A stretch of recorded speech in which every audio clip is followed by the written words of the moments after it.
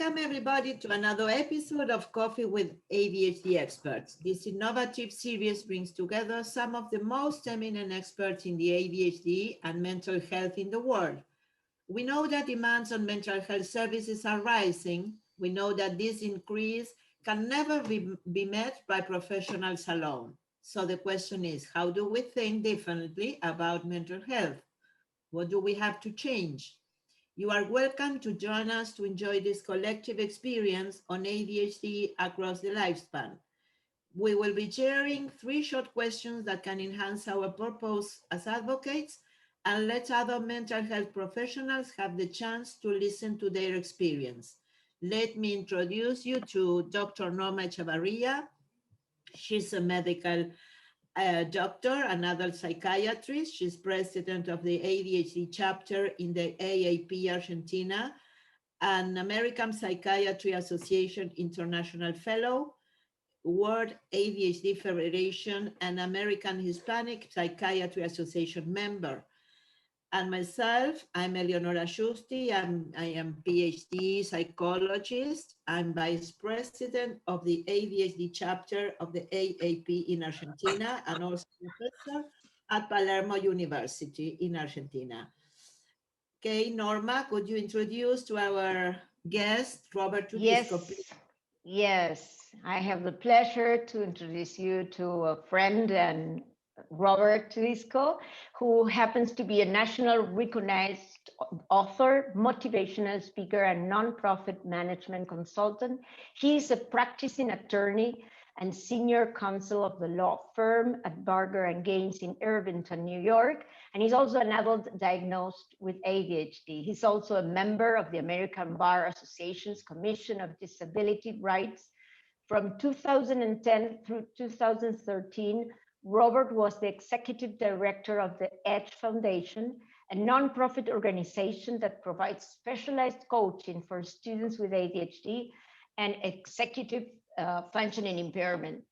He's the past member of the National Board of Directors of CHAD, Children and Adults with Attention Deficit Disorder, serving as a member of its Public Policy Committee from 2003 through 2015. And as a committee chair from 2005 from 2008. Robert is also a former president of the ADA, Attention Deficit Disorder Association. Since his diagnosis, he has researched and written extensively on the subjects of educational law, disability advocacy, school discipline, and other presentation of individuals with ADHD and co-occurring mental health conditions in the juvenile criminal justice systems compared to that in the general population. He's a frequent resource for the media of these subjects, including CBS News, the New York Times Magazine, Newsweek, ABC News, the BBC, NBC's Today Show, CNN, USA Today, Seattle Times. Robert was a frequent contribution to Attention Magazine on adult parenting and legal issues and served on its editorial advisory board from 2004 to 2014. He was also a legal columnist of Attitude magazine from 2007 through 2012. Robert received his Juris Doctor at the Fordham University School in 1999. He subsequently served 4 years as an assistant district attorney in Bronx County, New York. Robert has over 25 years of legal experience, specializing in the areas of criminal law, disability advocacy, educational law, and public policy. Robert is an avid runner, sports philanthropist, and 9-time marathon finisher. He has developed a number of programs to raise funding and awareness for disability organizations such as CHAD and the EDGE Foundation. In 2009, Robert ran the New York City Marathon on a team of 125 runners who collectively raised over almost $500,000 for autism speed. He lives with his wife and son in Eastchester, New York. Wow. So welcome, Robert Tudisco, to our Coffee with Experts. It's a pleasure as a friend to invite you here today. Thank you for having me, and it's great to see you again, Norma. As a researcher or advocate or lawyer, writer, and runner, and being one of the main references in this field, what has led you to work with the ADHD population? And in your opinion, how did your interventions make a difference? What do you think, Robert? Well, first of all, my own experience with ADHD and struggling as a student when I was very young, I was undiagnosed. They didn't call it ADD when you were young. And when I went to school, they called it BAD. You were just a bad kid. And so it was still young. You are still young. So how many years ago? We're talking about back in the 70s. And, it was very difficult going through school. I had a lot of difficulty reading. I had very poor reading comprehension. And the thing that I remember most vividly is that there was a lot of frustration. I always felt that there was more going on in my brain than I was able to get credit for. And I just was labeled as an underachiever and so on. And it was very frustrating for me. What really led me was ultimately my diagnosis. I was 34 years old when I was diagnosed, and that's 22 years ago. And it made a huge difference in my life. And understanding why I would get caught up in the situations I got caught up in, difficulty with working. I also had an understanding for the children that were going through this because I went through it and I saw those struggles. And I think it has made a huge difference in my ability to help parents understand their children as well as the teachers in the school understand them. In terms of interventions, I strongly believe in a multimodal approach. I take medication, which I think is a personal choice. People either want to take medication or not, but there are so many other things that you can do. We discussed my running. Running is one of my main ways to manage my ADHD. It is my therapy. It is as important to me as my ADHD. I believe that ADHD coaching or executive functioning coaching is very helpful. Services at school, working with a therapist, they are all tools to help you manage your ADHD. So I just think that if you decide that you're not going to medicate, that you have to do a lot of the other interventions for sure, and also develop a lot of coping mechanisms. Understanding why you do the things that you do can really help you address, how to work around yourself. And, to answer your question, what was my biggest obstacle was myself. I was constantly tripping over myself. When I left the district attorney's office, that position was ideal for somebody with ADHD. It was very exciting. I did a lot of trial work. There was not a whole lot of paperwork. I did very well there. But when I left the DA's office and went into private practice, it was very difficult because there was a lot more that I had to do that had nothing to do with practicing law.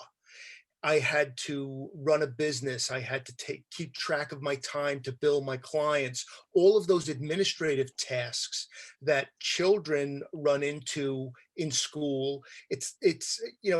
ADHD is not an intelligence deficit. It's a performance deficit. It's very important to understand it that way and within that context. And there were so many things that were tripping me up or obstacles that had nothing to do with the practice of law. And so that is where a lot of my clients, these children, run into difficulties. It's not that they don't understand or they can't do the work in school. Each year, there are more things they have to remember to do. There's more expected of them. They have to keep track of their time, their assignments, and so on. And it's just a lot. Those administrative tasks are impossible sometimes. So that's what's difficult for me.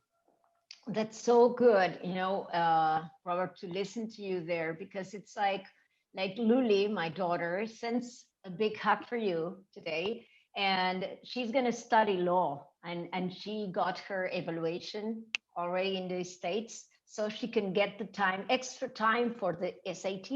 And it's so important to know that maybe it's like you're bright, but if you are not able to just do it in the time that you were delivered for, it's a mess. You can really spoil uh, the chances you have to study or to get into a nice university.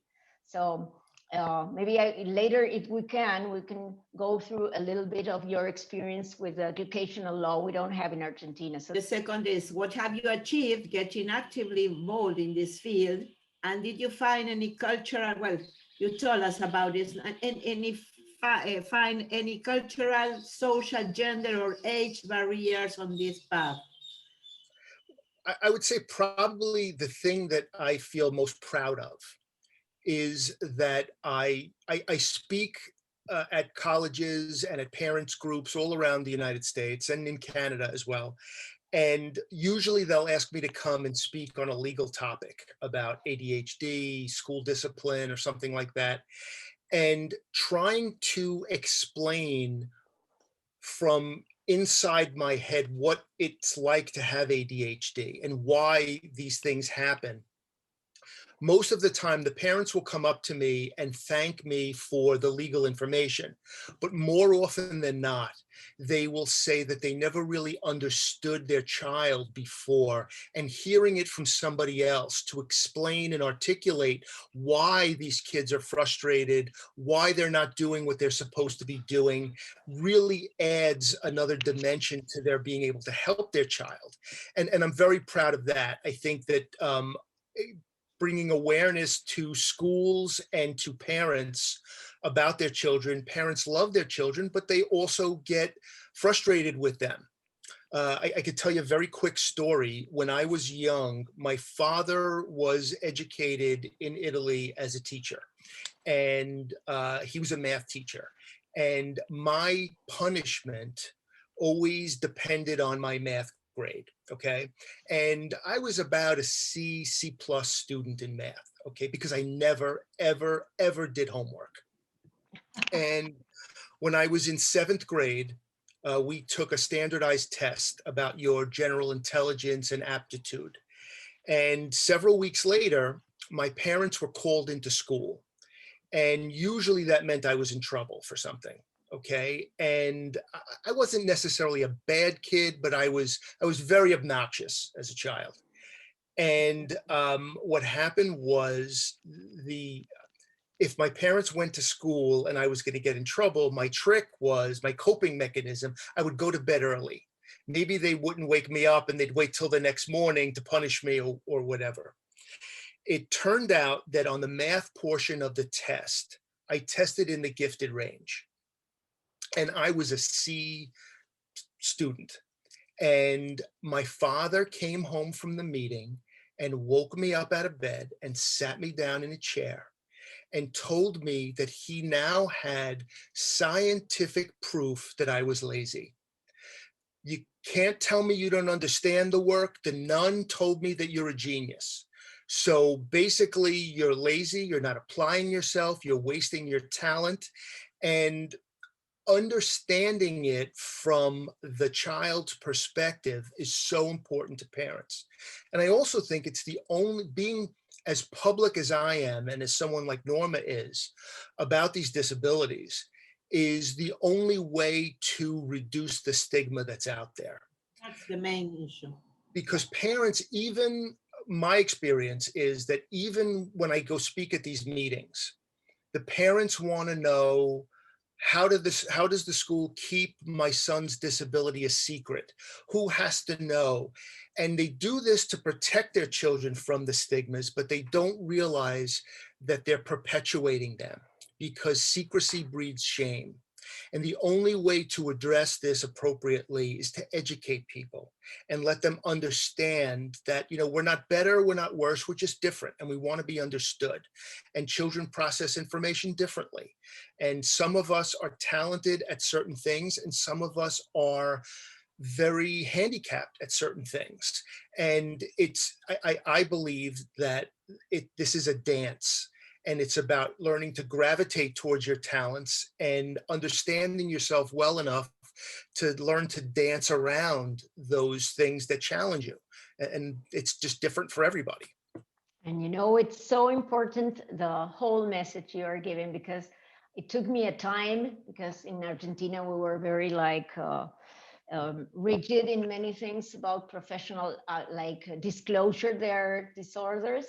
And after listening to Ned Hallowell once in chat, I came back and said, what, I need to say to everybody I have ADHD, because patients always have this sensation that, okay, so I can achieve more. My kids are going to go to school, maybe they can go to college. And then the message is like, you can deal with it if you talk about your own ADHD. So that, I think, is the amazing thing of that. And the second is about running. I think that is an amazing goal for treatments, to include physical exercise in a way like it's like a meditation. Maybe you're running, right? It's like having your mindful spot while you run. Is that a sensation or not? I think it's very important. I actually happened on running as a coping mechanism because when I was diagnosed, I was so interested to learn everything that I could about ADHD. And in the early 2000s, late 1990s, there was not a whole lot written about adult ADHD. Most of the material was about children. And many years ago, people thought because there is a social immaturity involved, that it's something that you grow out of. And statistically, we know that that is not the case. And what I did was I wanted to understand myself. And even with ADHD, there were times when things kind of worked out. Like I got good grades in school, one semester or two semesters. I went back and I looked through the transcripts, and I wanted to know what was going on in my life during those times when things kind of all fell into place. And I really took a look at the fact that I was running through that year of college. Whenever I was stressed out about my exams or my assignments, I would just run. I would run at 2 o'clock in the morning. I would run in the afternoon, whenever I needed to get out and to move, because that's how I process information. And so I, based upon that information, kind of re-embraced running as a part of my coping mechanisms and my management of my ADHD. And since then, there is a lot of research on the connection between brain function and physical exercise.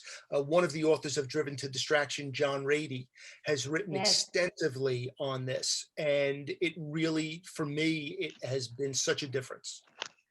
That's great. Something, in Argentina is a saying, you need two to dance a tango. So you were talking about your personal resources or whatever, but I'm concerned about the context, the immediate family, the spouse, your parents. What's the message? Which is the message from them to understand what happens to this? Well, I think first, before I get there, I just want to touch on something from the last question that we didn't get to, and that is some cultural and gender issues that I've seen. Traditionally, the stereotype has been that ADHD is something that you see in hyperactive boys. We know now that that is not the case. I have represented many girls with ADHD and other disabilities. And I think that at times it can manifest itself differently. And one of the challenges I face in getting services for students is, if you're not a student who is a traditional hyperactive, outwardly hyperactive child. It's very difficult to get services because the educators are not seeing it. And not all, but many of the girls that I represent are inattentive types. And that's the student who's sitting in the back of the classroom staring out the window. And that is very hard to get someone to recognize that it's not a lazy student. There's an issue here. That is difficult. I do represent many young ladies that are prone to what I call the behavioral culprit, is the impulsivity, whether it is being prone to teenage pregnancy or substance abuse or things like that. In the area of criminal representation, I see that from time to time, as well as in school, in disciplinary context. So I do see a lot of that. It just manifests itself differently. And what I also see is that I think that the breakdown of hyperactive, inattentive, and combined is a little misleading, in the sense that I find that inattentive people have a hyperactivity that is cognitive hyperactivity. There is a lot going on in here that you don't see from the outside. And so that is something that I think is kind of, the labels are a little misleading there. Culturally, I do see an issue in families that are from Europe or parts of the world where they don't have as much information as we have in the United States. And I find that there are parents who are in much more of a state of denial about their child's disability. And that can be very difficult if you're representing parents that are divorced, for instance, and one of the parents is opposed to an evaluation or a classification or seeking services. That is a barrier to actually getting services. So, and I also think, just like I was having difficulty finding information about adult ADHD, it's difficult to find information for women with ADHD. I know Patty Quinn has written a number of books that are excellent, but it's harder to find information for some, gender groups, et cetera, or older people. There are a lot of senior citizens that are getting diagnosed now because their grandchildren are getting diagnosed. So I think we're learning more, but there are still some barriers there. According to what you are saying, Robert, it reminds me, a colleague of mine at the university, when he was preparing her doctoral thesis, she wanted to do a research in jail, women in jail, because she suspects they have ADHD. And the tutor at that time told her, you cannot research this because ADHD don't exist. So, and well, that's why we're here, Eleonora. That's why we're here. We're trying to enhance awareness between professional and also teachers and all this, but it's sad. But I think that, Robert, you can tell a bit about what educational rights are in the States. We do not have even something close to that in Argentina. So how would you, as a lawyer, also an ADHD advocate, how would you say, in an explanation that it's for everybody, how educational rights law are? Okay, well, in the United States, and this is a very, very very broad overview, is that between, we refer to it as K to 12, so from kindergarten to the 12th grade, there is very specific educational statute law that requires and puts a burden on school districts to identify and assess and provide services for children with special needs, whether they be learning disabilities, ADHD, autism, spectrum disorders, etc. And it's the school's legal responsibility to do that. They have to provide an evaluation every 3 years. They have to provide an individualized education program if the student has a disability that is classifiable. There are some disabilities where the student does not necessarily fall under the criteria for this particular statute. And what happens is, in those cases, as long as the student has any disability that substantially impacts a major life activity, they can get accommodations even if they don't qualify for the other law. And within that age group, up to 12th grade, the end of high school, that is an affirmative obligation on the school districts.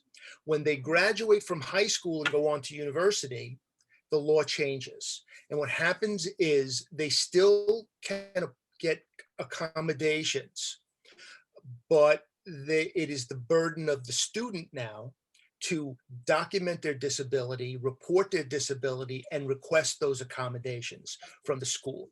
So the problem that we have in the States is that students are uncomfortable with their disability.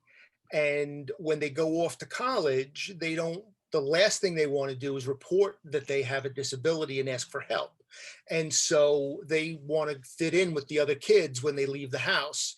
And because of the nature of ADHD specifically, the problem is that when they go off to college and they leave home, university life is very different from high school. It's much less structured. And when they don't have that structure, support, and accountability, that is when they crash and burn. And so when I used to run the Edge Foundation, we would provide coaching for these students. And I would get calls at a certain time of year, every year. I'm going to lose my academic scholarship. They're kicking me out of the school. I need help. And now we have to kind of get services for them or provide some support for them after the fact. And it's a lot more difficult to do. Mm. That's interesting that I also bring to the table, and I do a lot of seminars, is that because my initial legal background was in the area of criminal law as a prosecutor and a defense attorney, when I was diagnosed with ADHD, I started to see patterns in my clients, the criminal cases that I had, where this behavior is not typical behavior. There's a reason for this, whether it's bipolarity, whether it is a conduct disorder or ADHD or an impulsivity issue, something here needs to be addressed. And what I did was I started representing children getting services at school, because when you're a criminal defense attorney, the problem is you get the call too late. Johnny brought a gun to school, or there were drugs in his locker, or something like that. If I could help his parents get him a behavioral intervention plan when he was younger, maybe I won't get as many of those calls when he's a teenager. And so the unique part of my practice is that when more children now are getting disciplined at school and arrested for that same conduct at school. So there is a disciplinary hearing and a criminal prosecution going on at the same time. There are maybe 5 to 10 attorneys in the United States that do both. I'm one of the few of them. So I do a lot of continuing legal education seminars for attorneys. And I also do a lot of education for judges to understand these disabilities, so they can really provide services for these students, so they won't see the same students in and out of their courtrooms. And that is a gap in representation that is a huge problem. Students with disabilities and students from underserved communities really have a big issue. There is a school to prison pipeline in the United States that is frightening. Oh, yes, it's a very, very important issue. It's a very important point of intervention there. We are going to have also as a guest Phil Anderton from UK. Remember from TED? I absolutely do. He has also made that point so important. Work intervention, kids, when they do not know that really they are being like driven by their ADHD impulsive disorder or conduct disorder or oppositional and parents, it is so important because before it's too late, right? So that's an amazing thing. So thanks a lot for that explanation and sharing. So the last question. Okay, on which step from the way through your ADHD road would you say you are today? And what do you imagine the ADHD field to be like in the future? Well, I think that the field is growing in a way where I think that what I would like to see happening in the future are interventions like coaching, for instance. One of the barriers to coaching in the United States is people don't understand it as well as they should. And B, one of the questions people ask, is this covered by insurance?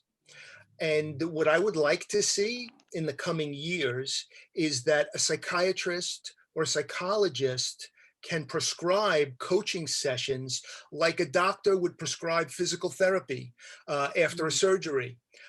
I think that is something that will be extremely helpful. We're a ways off.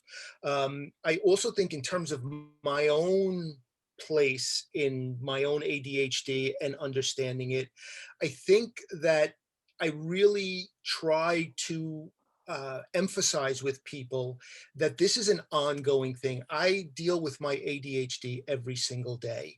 No matter how religious I am about running or taking my medication, I still lock my keys in my car. I still forget the book when I'm, going to the courthouse or whatever it is, the file. And so, this is you have to be constantly vigilant to understand. And also, I think that one of the most important things for people with ADHD to understand is that what the symptoms or the things that happen as a result of their ADHD doesn't only impact them, it has a significant impact on the people around them. My wife, I say when I speak all of the time that I don't suffer from ADHD. I have ADHD. My wife suffers from ADHD because she married me. And so, you have to understand that when you are forgetful or impulsive, that impacts your children. It impacts, your colleagues at work. And so having them understand you also have to understand, the impact you have on your team and those around you. And that's very significant. There's an impact on your relationship, on your marriage. It impacts every part of your life. It's hardwired into your system. So Yes. Very important, this issue also, yes. And also knowing that, yes, psychoeducation should be open for families always, not only just a doctor making a diagnosis or just sharing meds, but what about the others, the ones that are living in the same place? They all through this journey are together, right? So they do absolutely. have I psychoeducation. also think that amazing. Parents, one of the things that I've come away with is parents will research about ADHD. They'll speak to the doctor about ADHD. The one thing that they don't often do, that's probably the most important piece of this, is speaking to their children that have ADHD. Sitting down with them and saying, what makes you angry about school? What makes you upset about school? What makes you frustrated about school? I think for a disability that permeates our sense of self-esteem so deeply, involving that child or that spouse or whoever it is in that conversation is very empowering for them. Mm-hmm. And what's also important legally in the United States is that having a disability, a diagnosis with ADHD, for instance, does not guarantee you services or accommodations. You still, under the law, you still have to show how your ADHD impacts learning at school or work or whatever it is. And so having that conversation with the parent and the child and understanding from them how it impacts their child, what they're thinking, what makes them angry, frustrated, feeling like the hardest thing about school, knowing that is the first way to design an effective program to help the child in school. You need to know what to ask for. And the child is really the expert there, living with it every day, whether it's being able to read or, keep up with their assignments or getting some organizational support, whatever it is. having that conversation is so crucial. That's an amazing thing, because we really need also to include what an ADHD trait and symptoms or the behaviors of a kid in school would be like for teachers. Here, we are not having that, all the information for teachers in their formation plan. It's not how to recognize different symptoms as possibly symptoms to be referral for this kid to go to an evaluation or to see a doctor. Sometimes it's they blame the parents, you know what, you're not setting limits, you're not putting it right, it's your fault. So parents are suffering double. So it's the kids suffering, the parents suffering, and not understanding the real issue. So I think it's an important thing. And Robert, not only I admire your career, but also how you went through this, helping others, and putting that t-shirt that says running for ADHD. So I would say that's an amazing thing. But what would be a message you want to deliver to this community? We want all this community to be connected. How would you deliver a message for us? I think that it's important for people to understand that having ADHD is not something you need to apologize for. However, what we do sometimes because of our ADHD, we do have to apologize and own that behavior, and you have to separate the behavior. One of the things I think is really crucial for parents is, especially if you're concerned that the school or the judge may think that you're bringing up a disability as an excuse for inappropriate behavior. I think it's really important that you don't approach it that way. I think that what you have to do is make people understand ADHD is not an excuse for antisocial behavior, but it helps us understand why that behavior occurred so we can do something to prevent it from happening tomorrow. And that is really what we're after here. It makes the teacher's job easier tomorrow. So, you know, that is really, I think, a much more constructive way of addressing those situations. And, you know, I think that, you know, it's really important for parents to understand that their children are, you know, intelligence is, you know, ADHD or some other learning disability doesn't mean your children aren't intelligent. Every child I've represented is incredibly intelligent. It's just that they process information very differently, and understanding how you process information, how your child processes information. One of the things about running is, in addition to the process that goes on inside my body metabolically, I think that I am a kinesthetic processor. I need to move in order to process information. When I'm on trial, I'm constantly pacing. I think of myself as a thought factory that is powered by the movement of my body. And understanding that really helps me approach situations. Some people need to see things visually. Some people need to hear things in order for it to click. Knowing that about your child or your student is the key to everything, because every child learns differently. So that would be the, how to say, take-home message from Robert, right? It's like, it's a very important thing. You know, I still keep rowing, you know, I've been rowing for more than 20 years. And for me, the rowing part of the river is like you're running. When I get to the water, I am in the water. Nothing is more than connection with the boat and the water, and just be free. It's like a big freedom I get. Yes, mindfulness and freedom. I feel so much freedom when I am doing this, right? I don't know if you do, but for me, it's like oxygen. I am the master of my universe when I'm running, yes. Yes, and I feel the same thing. That's why I don't invite, you can run on your own. roll with somebody else, but I don't invite anybody because I want to be on my own, free to do whatever you want, silence and just my head and the water and the birds. So that's an amazing thing. So I thank you a lot, and we are so glad to have you here. I think there are so many things we could be talking. I think that we're going to do a second round of this Coffee with Expert, because we would love to know more about prevention for delinquency, for all these disruptions that come from the very beginning. It's such an important message. And also addictions and all the things that we could be doing prevention, right? And well, and it's an amazing thing to have you here. We really appreciate your explanation. It's really insightful for us. Thank you, Robert. Okay, so.